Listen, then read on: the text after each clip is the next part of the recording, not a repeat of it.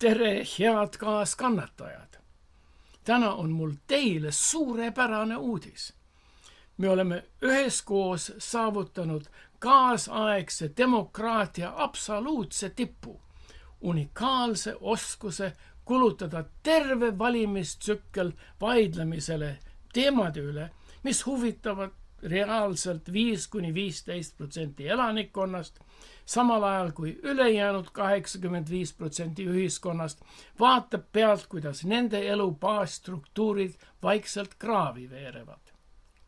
Me elame ajastul, kus poliitiline eliit käitub nagu hüperaktiivne kass, kes ajab taga laseritäppi, ignoreerides samal ajal elutoas lõõmavat tulekahju. Mõelge korraks, millise raevuka, kire ja kulunud närvirakkude hulgaga vaieldakse meil sooidentiteedi, jalgrattateede laiuse, vaktsiinide toimuse, samasooliste abielude, idufirmade vegan kohviku maksusoodustuste või kellegi 9 aasta taguse Facebooki postituse üle. Ja nüüd võrrelge seda energiat sellega, mis kulub eluaseme tasku kohasuse, kokkukukkuva arsti abi või haridussüsteemi lappimisele. Et asi oleks puust ja punaseks, küsigem korraks koos üks fundamentaalne elutõde. Kui teie naabrimehe poeg otsustab esmaspäeva hommikul kanda erkroosat huulepulka ja lasta oma nipud ära augustada, siis kuidas täpsemalt mõjutab see teie kohaliku poe piima ja leiva hinda? Kas kassapidaja lööb naabripoisi huulepulga pealt piimapakile 3-kordse aktsiisi? Ei löö. Ometi arutatakse Toompeal selliste kultuurisõdade üle sellise intensiivsusega, nagu sõltaks sellest meie SKP. Või võtame teise elulise näite.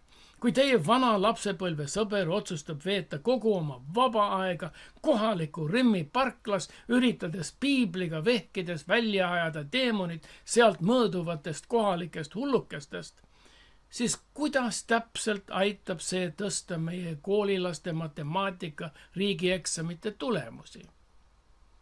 Spoiler hoiatus. Ei aitagi. Aga meie avalik ruum on sellistest asendustegevustest nii umbes, et meil ei jäägi aega rääkida sellest, et kohe-kohe pole meil koolidesse ühtegi füüsikaõpetajat võtta. Meie poliitiline süsteem on mandunud hiiglaslikuks eri huvide messiks, kus igal nišigrupil on oma lett, oma lipp, oma maskat ja oma isiklik solvumisekspert. Ühed päästavad traditsioonilisi väärtusi, teised progressiivseid väärtusi, kolmandad päästavad kliimat, 4. kirikut ja 5.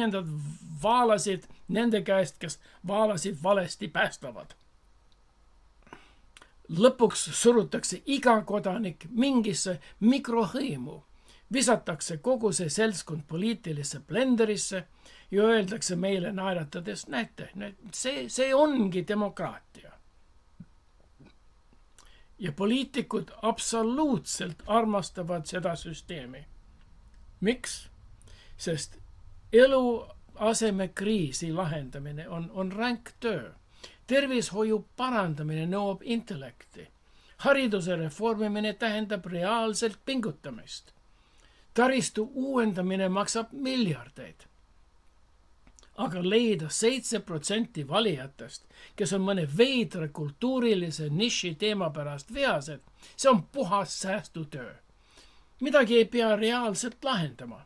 Tuleb lihtsalt leida grupp inimesi, kes on juba millegi peale solvunud, selgitada neile, et nad on ülemaailmse vandenõu ohvrid, lubada nende eest kangelaslikult barrikaadidele asuda ja korjata iga valimise tagant nende hääled mugavalt kokku.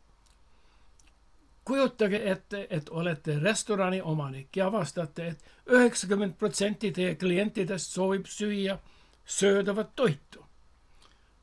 Aga see kõlab kohutavalt kallis ja tüütu.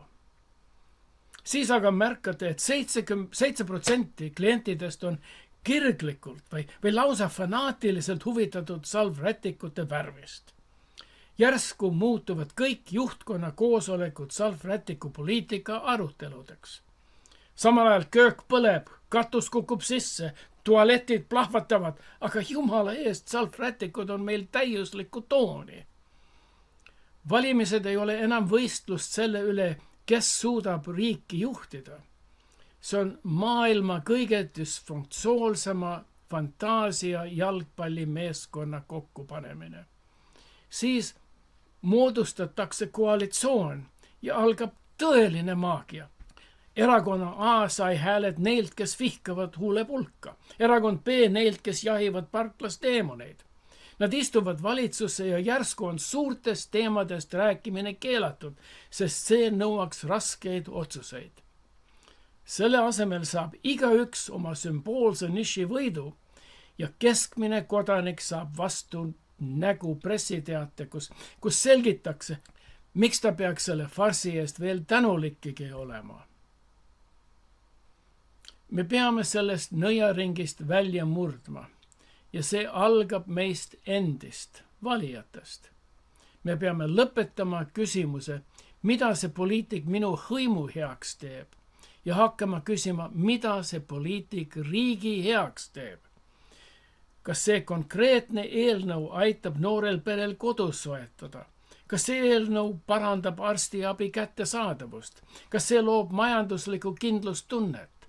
Kui vastus on ei, siis järelikult on tegu salvrätikute värvimisega ja selle koht on prügikastis.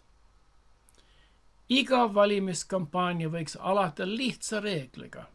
Enne kui sul lubatakse rääkida ühestki niši teemast või kultuurisõjast, pead sa higistama mikrofoni ees ja selgitama, kuidas sa lahendad 5 suurimat probleemi, mis reaalsete inimeste rahakotti ja tulevikku mõjutavad. Mitte kõige valjemaid probleeme, mitte sotsiaalmeedias kõige rohkem klikke koguvaid teemasid, vaid neid, mis määravad, kas me 10 aasta pärast üldse riigina eksisteerime. Hästi toimiv ja rikas riik võib endale lubada luksust vaielda salvrätikute värvi üle. Aga riik, mille köök on juba heleda leegiga põleb, peaks võib-olla kõigepealt tuletõrje kohale kutsuma. Ja see, sõbrad, ongi odava poliitika ja reaalse valimise vahe. Poliitika on võitlus selle üle, milline hõim saab mikrofoni. Valitsemine on see, kui keegi hoolitseb selle eest, et maja vahepeal maha ei põleks. Lõpetuseks, olgu see farss meile valusaks meeldetuletuseks tõest, mida ma olen alati kaitsnud. Meie peaminister peaks olema kogenud ja end tõestanud tippjuht, mitte lihtsalt keegi, kes suutis end mugavalt mõne erakonna toiduahela tippugi nipsutada. Sama reegel kehtib ka valdkonna ministrite kohta, kel peab olema reaalne, eluline ettekujutus teemadest ja funktsioonidest, mida nende ministeeriumid juhtima peaksid. Kui me sellest elementaarsest pädevusstandardist loobume, muutub riigi juhtimine puhtaks teatriks. Me kutsume ise esile täpselt sellise musta komöödia, mida Donald Trump nii meisterlikult korraldab, valides oma valitsust juhtima täielikult ebakompetentsed ja juhuslikud inimesed. Kui me jätkame diletantide nimetamist riigi tüüri juurde, ei tohiks me imestada, et nad veedavad aega salvrätikute üle vaieldes, mil laevakere juba mürinal vett sisse imeb.